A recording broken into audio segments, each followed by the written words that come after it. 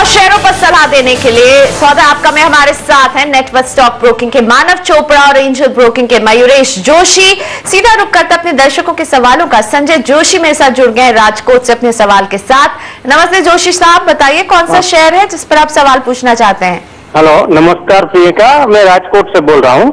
तो मेरे पास L&T के 32 शेयर्स है और 1496 के रेट थे। अभी 6 महीना हो गया है और अभी मैं फोर्स मोटर्स में एंट्री लेना चाहता हूँ। अभी करंट लेवल से मैं ले सकता हूँ या अभी वेट करूँ? ओके, सो एक तो आप L&T पर जानना चाहते हैं और दूसरा फोर्स मोटर के बारे में जानना चाहते हैं, और दोनों में ही आपका नजरिया कितनी अवधि का है संजय जी? हाँ, मेरे को 2 या 3 साल तक कोई प्रॉब्लम नहीं है, मैं रख सकता हूँ और कम से कम 1 लाख या 2 लाख तक एंट्री लेना चाहता हूँ मैं इसमें, दोनों शेयर्स में। अच्छा ठीक है, लेकिन आप बड़े लंबी अवधि तक रुकना चाहते हैं। Mayuresh, good morning. आपने संजय जी का सवाल सुना। एक इनके पास L&T है, फिलहाल इन्हें 6 रुपए 80 पैसे के आसपास यहाँ पर नुकसान जरूर हो रहा है, लेकिन ये इसे रखना चाहते हैं लंबे समय के लिए और फोर्स मोटर में एंट्री करना चाहते हैं। आप सजेस्ट कर पाएंगे क्या करना चाहिए इन दोनों काउंटर्स में? Morning Priyanka ji, I think clearly L&T को होल्ड करना चाहिए। जैसे इनकी बिजनेस वर्टिकल्स ग्रो हो रही हैं, I think hydrocarbons has shown some respite in the quarter gone by. थोड़ी दिक्कत है EBIT फ्रंट पे power trading heavy engineering segment में आई थिंक दिख रही है, but generally I think order book is quite strong. 2,30,000 crore का ऑर्डर बुक है। मैनेजमेंट ने गाइडेंस दिया है 15% की growth both in order inflows well as the top line. Working capital constraint 25% पे NWC पे कंसर्न है, थोड़ा एग्जीक्यूशन कंसर्न है, ऑर्डर फ्लोज थोड़े कंसर्न है, लेकिन जैसे केपेक्स साइकिल रिकवर होगी अपने देश में अगले 1 से 2 क्वार्टर में, L&T सबसे बड़ा बेनिफिशियरी होगा। और जो नॉन कोर एसेट्स बेचने की इनकी जो चाह है, उनकी L&T इन्फोटेक की लिस्टिंग हो या अदर बिजनेसेस हो, I think it becomes a very very strong company to ride the momentum. तो मुझे लगता है L&T is a clear hold. जहां तक फोर्स मोटर्स का सवाल है, आई थिंक जितने अर्निंग्स इनके आ रही है और जैसे स्टॉक प्राइस में एक मूवमेंट दिखी है, मुझे लगता है आई थिंक डिक्लाइंस की राह देखनी चाहिए, substantial ones. However the current juncture अगर ऑटो स्पेस में एक्सपोजर लेना ही है तो I think I suggest 2 to 3 companies. I think within the 4-wheeler space I think Maruti is looking extremely attractive post the results. हमें लगता है I think strong earnings growth बरकरार रह सकती है। MHCV प्ले के हिसाब से Ashok Leyland is looking extremely strong. हमें लगता है EBITDA margins in excess of 11% can be posted by the company over the next 2 years। And I think in the small cap space I think Minda industries करके एक hot ancillary company है, वहाँ earnings growth can be quite stupendous. तो मुझे लगता है force Motors के लिए राह देखनी चाहिए, but these are the alternatives that I can probably suggest in the auto space right now. Okay, Indore से हमारे साथ प्रेम गुप्ता जी जोड़ रहे हैं। प्रेम जी, हाय, गुड मॉर्निंग सर, पूछिए अपना सवाल। प्रेम जी, हेलो। हाँ जी सर, सवाल पूछें। Good morning. Good morning sir. Hello. हाँ जी सर, सवाल पूछें प्लीज। सर, मैं टाटा इंडस्ट्री के बारे में जानना चाहता हूँ। उसका टारगेट क्या है सर? अभी मैंने 1900 रुपये का ले रखा है। ऑडियो बहुत ज्यादा क्लियर नहीं है। ओके प्रेम जी, टाटा एलेक्सी लिया हुआ है, 1950 की खरीद है, तो हाल फिलहाल की खरीद लग रही है, रिसेंट हाइज के आसपास एक्वायर किया गया है। मानव, आपसे जानना चाहूंगा कैसा लगता है टाटा एलेक्सी चार्ट पे? देखिए, for the medium term perspective actually ये स्टॉक एक साइडवेज करेक्टिव बैंड में चल रहा है and after a sharp rise usually हमने हिस्टोरिकली देखा है कि ये स्टॉक एक साइडवेज करेक्शन में जाता है। तब तक इसका time correction and price correction complete नहीं हुआ, दिसको possibly take another 1 or 2 months। तो जो ओवरऑल फॉर्मेशन है स्टॉक का, तो मैं तो उसके चलते उन्हें सलाह दूंगा कि डेफिनेटली स्टॉक को होल्ड कर सकते हैं। लोअर साइड में 1800 और के आसपास इंपॉर्टेंट सपोर्ट है। अगर लोअर साइड में स्टॉक मिले तो ही can also look for further averaging, because medium term to long term perspective I think stock will definitely 2000 से के ऊपर के लेवल जरूर टेस्ट करेगा। So overall this stock is a hold. अब बात करते हैं कोल्हापुर से महेंद्र साहनी जी से। नमस्ते महेंद्र जी, बताइए कौन सा शेयर है जिस पर सवाल पूछना चाहते हैं? नमस्ते, मैंने जेट एयरवेज की 1000 क्वांटिटी 414 में दी है, तो फिलहाल यहाँ पे होल्ड करना ठीक रहेगा क्या वेट करना पड़ेगा? ओके, जेट एयरवेज में क्या करें महेंद्र जी? मानव, क्या सलाह देंगे आपको? उनका इसका चार्ट कैसा दिखता है? देखिए, for the short term perspective ये स्टॉक एक साइडवेज कंसोलिडेशन एक पैटर्न में चल रहा है एंड उसका जो अपसाइड ब्रेकआउट आता है कहीं ना कहीं 418 से 420 के ऊपर आता है। वंस वो एक बार एक्सीड करेगा तो एक मोमेंटम आएगा ये स्टॉक में। रिसेंटली हमने देखा स्टॉक ने ऑलरेडी एक शार्प वॉल्यूम्स के साथ रैली के बाद एक कंसोलिडेशन मोड में, सो आई थिंक करंट लेवल्स में डेफिनेटली चाहे तो होल्ड कर सकते हैं। अपसाइड में 470 टू 480 के टारगेट्स बनते हैं। मैं उन्हें रेकमेंड करूंगा कि अपसाइड एक बार डेफिनेटली स्टॉक जैसे बड़े एक बार अपसाइड में प्रॉफिट बुक करके एक बार साइडवेज में साइडलाइन हो जाइए स्टॉक में सर। वक्त हो गया एक ब्रेक का। ब्रेक के बाद सरकारी बैंकों के बाद अब निजी बैंकों में भी एनपीए का खतरा मंडरा रहा है। क्या है डिटेल्स, इस पर बात करने के लिए हमारे साथ होंगे हमारे banking editor Pradeep Pandya.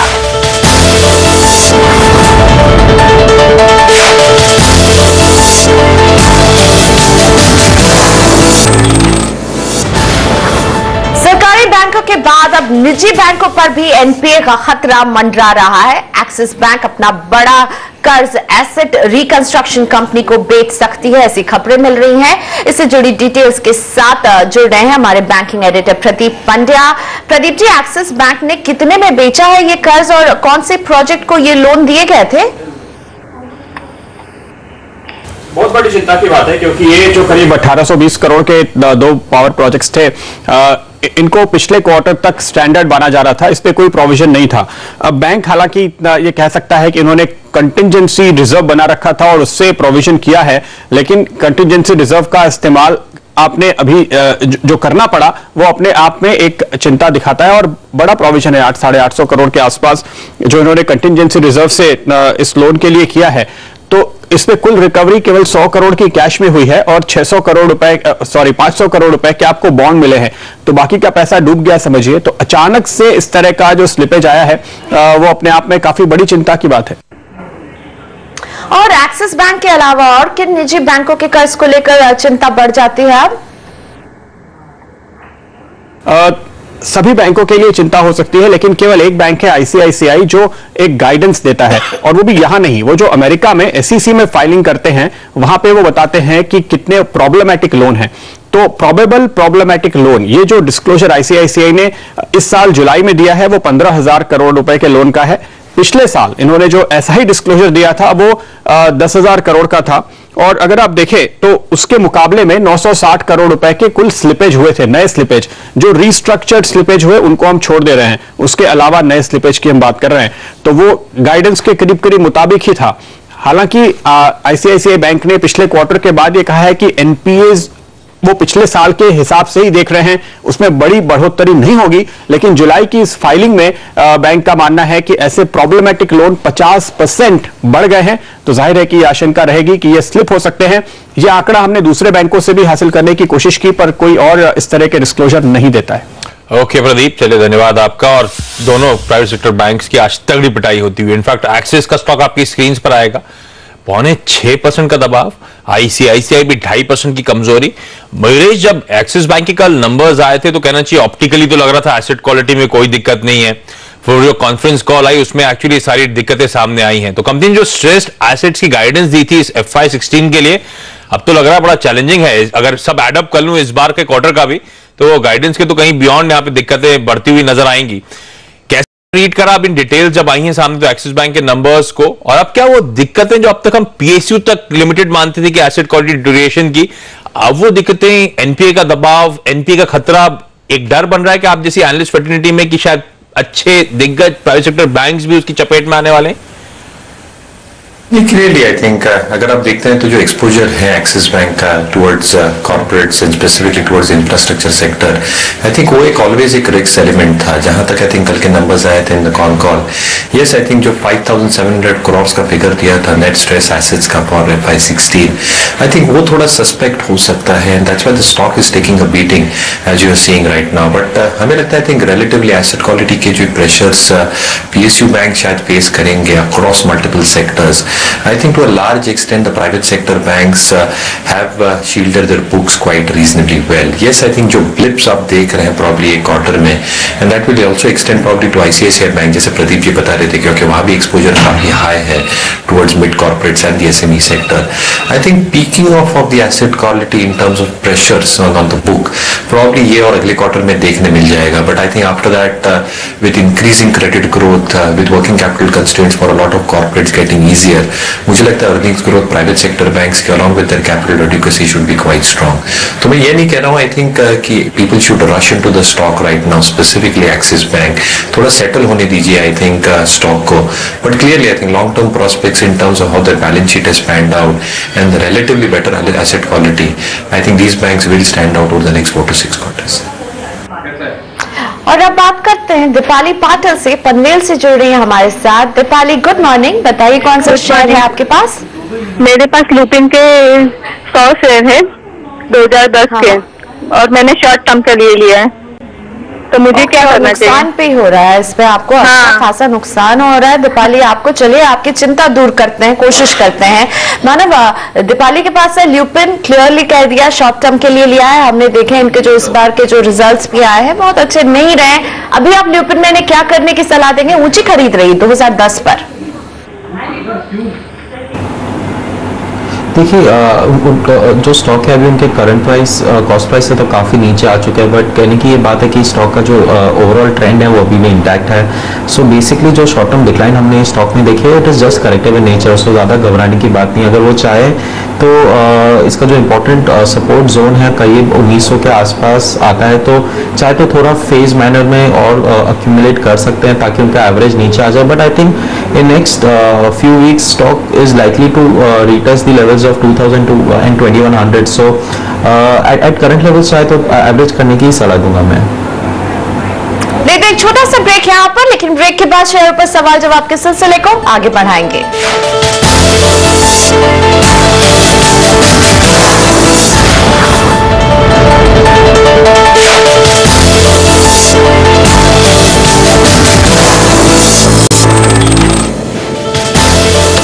Break के बाद आपका स्वागत है। हमारे दोनों एक्सपर्ट्स मानव और मयूरेश हमारे साथ बने हुए हैं। भारतीय बाजार में कमजोरी, आधे % के आसपास का दबाव, बैंक निफ्टी ऑलमोस्ट 1% का कम दबाव के साथ कामकाज करता हुआ, और खासतौर पे वो हेवीवेट जो बैंक निफ्टी की है पॉकेट, वो है प्राइवेट बैंकिंग स्पेस की, और एक्सिस और आईसीआईसीआई की हमने बात करी, प्रेशर में है तो ऑब्वियस है कि बैंक निफ्टी में अच्छा खासा दबाव बनता हुआ। चलिए रुक करते हैं अगले दर्शक की तरफ। हमारे साथ अहमदाबाद से कौशल जी जुड़ रहे हैं। कौशल जी हाय, गुड मॉर्निंग सर, पूछिए अपना सवाल। Good morning sir. Yes sir. मैंने 600 शेयर्स JSW एनर्जी के लिए है 89.30 पे, और दूसरा अशोक लेलैंड के 200 शेयर्स लिए है 94 प्राइस पे, तो दोनों में क्या करना चाहिए? अच्छा, आपने जो कौशल जी लिए हैं ट्रेडिंग के लिए आज से लिए थे दोनों स्टॉक्स? हाँ सर, ट्रेडिंग के लिए। ओके मानव, JSW एनर्जी, हालांकि आज तो इसके नंबर्स आने वाले हैं, लेकिन चार्ट्स पे कैसा लगता है ये काउंटर? इनको 1-1.5 रुपए के आसपास का फायदा हो रहा है। अशोक लेलैंड 94 की बाइंग है। देखिए stock already from its recent lows अगर आप देखेंगे लास्ट एक महीने में ऑलरेडी 25-30% रैली कर चुका है। इंपॉर्टेंट बात यह है कि इनका जो कॉस्ट प्राइस है मैं तो उन्हें सजेस्ट करूंगा at least near term perspective, since result season आने वाला है, स्टॉक में वोलेटिलिटी आने की संभावना रहेगी, तो ऑन दी लोअर साइड 87 का एक पोजिशनल स्टॉप लॉस लगा के रखें जो इसके लॉन्ग टर्म एवरेजेस से कोइंसाइड करता है। So as long as 87 holds, तो आई थिंक ये stock in the near term 100 के लेवल्स टेस्ट कर सकता है। बट जो इनका स्ट्रैटेजी रहेगा, I think one should definitely take risk into the factor. Ashok Leyland का इनफैक्ट ट्रेंड काफी एक्टिव है। रिसेंटली स्टॉक ने एक शॉर्ट टर्म जिस तरीके का डिक्लाइन दिया, कहीं ना कहीं मुझे नहीं लगता स्टॉक यहाँ से और नीचे जाएगा। इंपॉर्टेंट सपोर्ट इस स्टॉक का 88 का है, so I think lower side 88 is an important support if it holds. जो इसका प्रीवियस पीक था 97 एंड 99 जरूर टेस्ट करेगा। So my rating would be like he should definitely look to hold Ashok Leyland for the medium term perspective, वो इसमें अभी भी upside आना बाकी है। और अब प्रदीप जी के सवाल को शामिल करते हैं। ऊना से इन्होंने हमें SMS भेजा है और जानना चाहते हैं कि नीलकमल में इन्हें क्या करना चाहिए। इनके पास है इसके 56 शेयर, 900 रुपए के भाव पर इन्होंने खरीदारी की थी। अच्छा खासा मुनाफा यहाँ हो रहा है इनको 183 रुपए का। मयूरेश, नीलकमल ये कंपनी आपको कैसी दिखती है, क्या सलाह देंगे प्रदीप को? क्लियरली अगर इनका लंबा नजरिया तो बिल्कुल होल्ड करना चाहिए। इनका जो बेसिक प्लास्टिक्स डिवीजन है और इसमें अगर हम मटेरियल हैंडलिंग और मोल्डेड फर्नीचर की बात करें तो I think that will show signs of improvement as the economic cycle. Okay, इस बीच आपकी स्क्रीन पर ब्रेकिंग न्यूज फ्लैश होती हुई एक्सक्लूसिव सूत्रों के हवाले से ध्यान रखें, हमारे पास खबरें आ रही हैं। जीएसटी की दरों को लेकर बड़ा असमंजसता थी, बड़ा कंफ्यूजन था कि फाइनल रेट जीएसटी का क्या होगा, क्योंकि स्टेट्स को भी कंपनसेट करना था, तो कहीं वो दरें बहुत ज्यादा बढ़े ना, तो फिर जीएसटी लाने का इतना लॉजिकल फायदा नहीं होने वाला था जितना एंटिसिपेट किया जा रहा था। ये एक्सक्लूसिव हम सोर्सों की तरफ से पिकअप कर रहे हैं कि जीएसटी की दरें 20% से ज्यादा नहीं होंगी, ऐसा होना हाईली अनलाइकली है। तो ये बहुत पॉजिटिव हो सकता है, क्योंकि बीच में अटकलें आपको याद होगा जीएसटी की दरों को लेकर बड़ी एग्रेसिव भी लग रही थी, शायद कि इनिशियल सालों में जीएसटी हाई होगा, धीरे धीरे सब्सिक्वेंट ईयर्स में रिड्यूस होता हुआ नजर आएगा। लेकिन हमारे संवाददाता अहमदाबाद से मनीष देसाई हमारे साथ जुड़ रहे हैं। मनीष, पहले तो बताएं आप क्या पिकअप कर रहे हैं? बिल्कुल, देखिए जो जीएसटी की दरें है उसका रेट करीब करीब 18 से 20% रहने का, जैसे हमारे सूत्र बता रहे हैं, उससे ऊपर नहीं जाएगी। जो इसको 3 हिस्सों में बांटा जाएगा। जैसे जो कमोडिटीज है, सोने चांदी जैसी चीजें जिन पर अभी 1% एक्साइज लगती है, उसके ऊपर जीएसटी भी 1% ही रहेगी। जो इंपोर्ट ड्यूटी लगती है वो लगती ही रहेगी, उसमें कोई बदलाव नहीं होगा, लेकिन जीएसटी भी एक्साइज जितनी 1% ही रहेगी। बाकी जितनी कमोडिटीज है उन सभी चीजों पर 18 से 20% तक की जीएसटी लागू हो सकती है, उसके ऊपर के रेट नहीं होंगे। अभी जैसे हमारे सूत्र बता रहे हैं और जो जानकार है उनका कहना है कि अभी कुल मिला के 14% के आसपास एक्साइज होती है, फिर वैट, सर्विस टैक्स, ये सब मिला के 30 से 35% के बीच का टैक्स बनता है।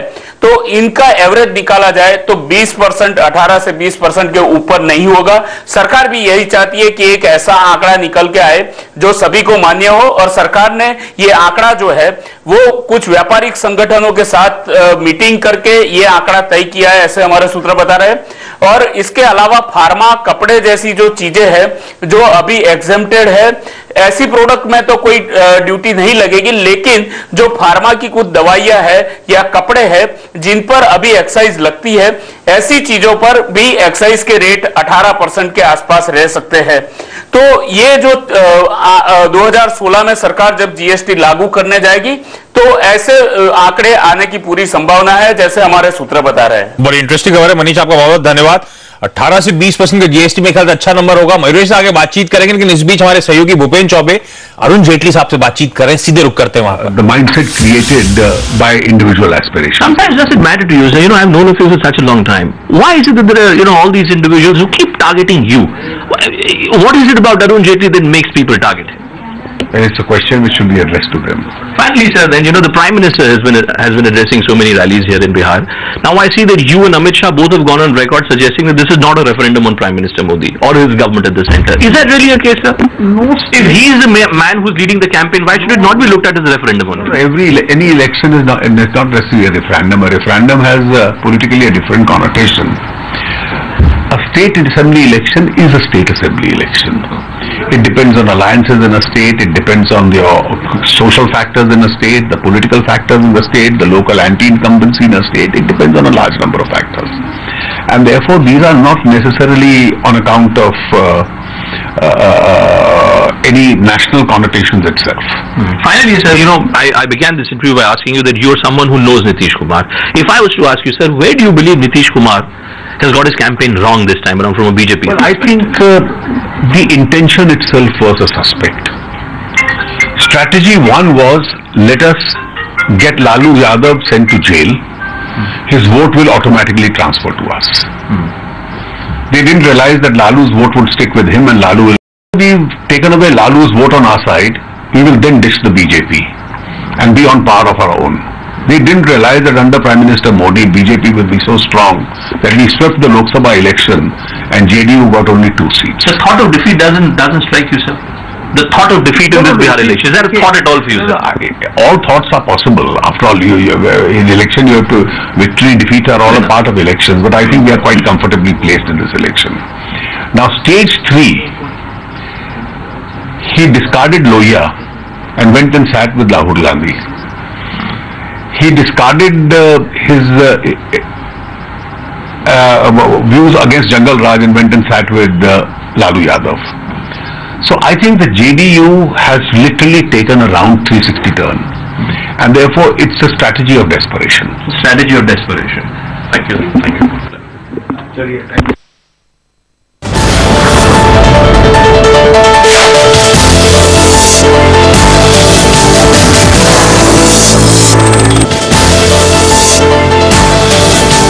कमजोर ग्लोबल संकेतों से बाजार में गिरावट और बढ़ी। सेंसेक्स 150 पॉइंट नीचे, निफ्टी 8200 के नीचे फिसला।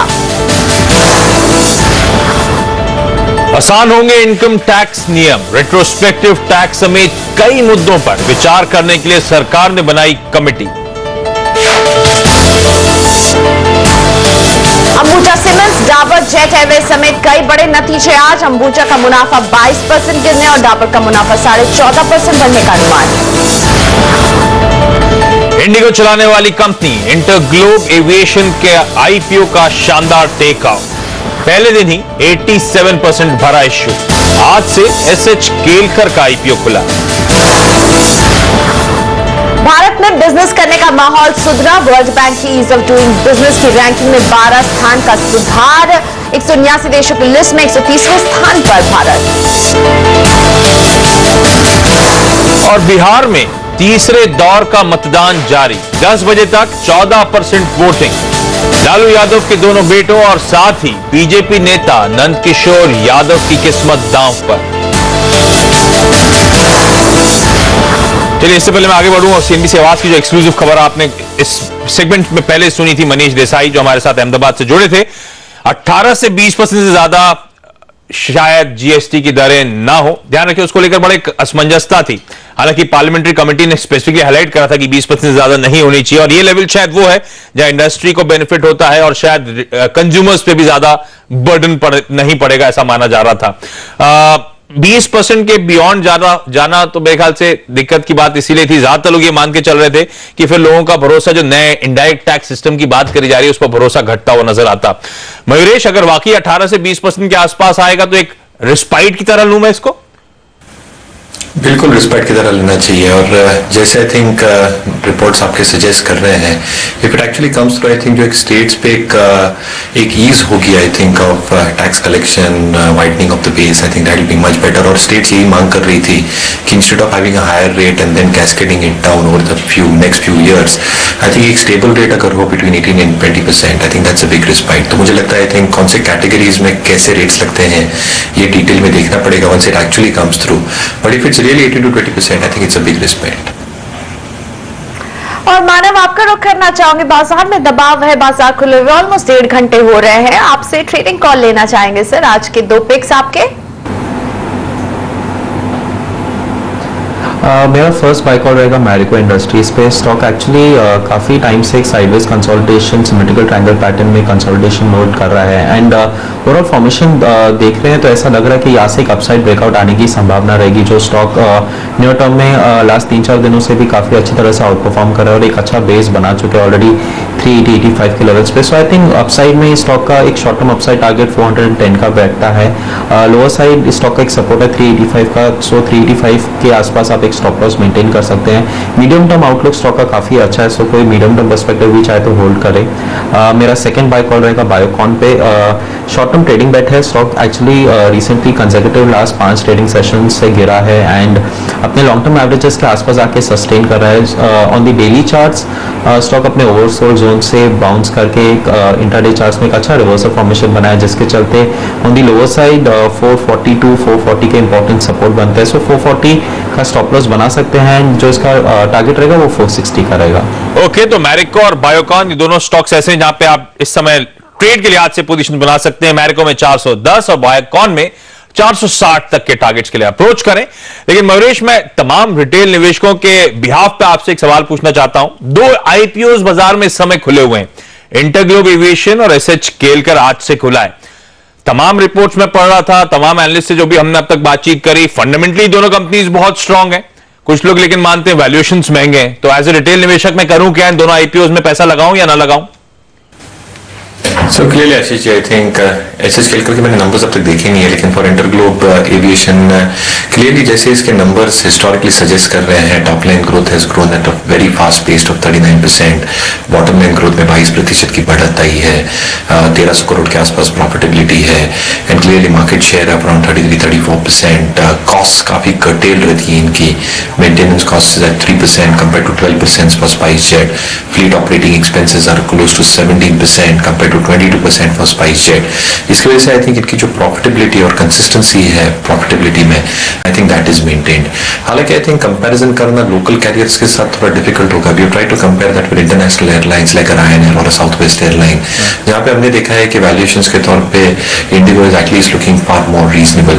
जो डिविडेंड पे आउट को लेकर दिक्कतें थी of 3,598 crores which has been paid out cumulatively, debt on books, और अगर हम कैश के साथ ऑफसेट करें नेगेटिव नेटवर्थ ऑफ 139 crores, मुझे लगता है आई थिंक ये सब मिनिस्ट्रियल इश्यूज हैं। अगर मैनेजमेंट की हम बात सुनते हैं इन ग्रेटर डिटेल, हमें लगता है I think the management is focused on profitability and rewarding share holders across cycles. तो मुझे लगता है in bad times you might probably look at dividend pay out probably becoming a little bit low, but काफी prudent approach है हमारे हिसाब से। और वैल्यूएशंस भी I think if you compare that as I mentioned earlier with international carriers expensive नहीं लग रहे हैं। तो मुझे लगता है आई थिंक एक कॉन्शियस डिसीजन के हिसाब से I think profitability should grow anywhere between 15 to 20%, top line should grow anywhere between 28 to 30%, operating margins पे 100 से 150 पॉइंट्स की एक इंप्रूवमेंट आनी चाहिए अगले 2 साल पे with ATM prices staying low. So yes, I think the recommendation for retail investor at least from our end is to subscribe at the higher end of the band for InterGlobe Aviation. Okay, तो एक 26,000 करोड़ का market cap M कर रही है और एक 2,600 करोड़ रुपए का मार्केट कैप एम कर रही है। इंटरग्लोब एविएशन का 26,000 करोड़ के आसपास का मार्केट कैप होगा अगर अपर बैंड पे अगर ये लिस्ट होती है तो। 700 से 765 इश्यू प्राइस से ध्यान रखें, कल ये आईपीओ बंद होगा। एसएच केलकर मयूरेश से कभी और इस पे फिर से कॉल लेंगे, इस समय उन्होंने स्टडी नहीं कराया, लेकिन आईपीओ आज से खुला है 173 से 180 का प्राइस बैंड, 80 शेयरों का लॉट साइज है, ध्यान रखें। ये कंपनी फ्रेग्रेंस ऑफ फ्लेवर्स के कारोबार में मुंबई बेस्ड एक कंपनी और तमाम एफएमसीजी स्पेस की दिग्गज कंपनीज को सप्लाई करती है। हालांकि डिटेल में इस कंपनी के मैनेजमेंट से आज दोपहर हम 1:30 बजे बात करेंगे, तो आप जुड़ सकते हैं अगर इस कंपनी के बारे में समझना चाहते हैं। एक छोटा सा ब्रेक यहां पर, ब्रेक के बाद वर्ल्ड बैंक की ईज ऑफ डूइंग बिजनेस की रैंकिंग में भारत की पोजीशन 12 स्थान ऊपर बढ़ी है। इस पर हमने DIPP सचिव अमिताभ कांत से एक्सक्लूसिव बातचीत की, लेकर आएंगे आपके लिए वो पीस।